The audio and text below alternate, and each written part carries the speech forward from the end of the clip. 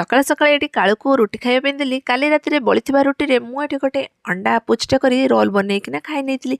जेहेतु 2-3 दिन पर खरा होइतिला बोली माँ पुओ छात उपरକୁ जल्दी जल्दी जाई सब कपड़ा सुकै देइतिलु। तापरे दीपर खाइबारे विभिन्न प्रकार आइटम बनै देइतिली। काहेकि ना बहुत दिन पर सासु ससुर आज घर को आसछन्ती, सेति पई तांको मन पसंदर आज सब खाइबा घरे बना होइतिला।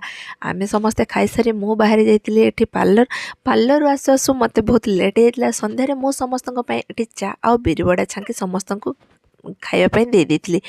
पी सारा पर माँ आनी पोड़ा पिठार समस्त खंडे खंडे देली। बड़ पोड़ा पिठाटा आनी मु आगे खाई नहीं। तापर आम समस्ते टीवी पाखे बसी बहुत सारा कथबार्ता होतलु। मो बाहाघरिया कैसेट आज केते दिन पर काढ़ा होता समस्ते बसिकिना ताको देखुलु।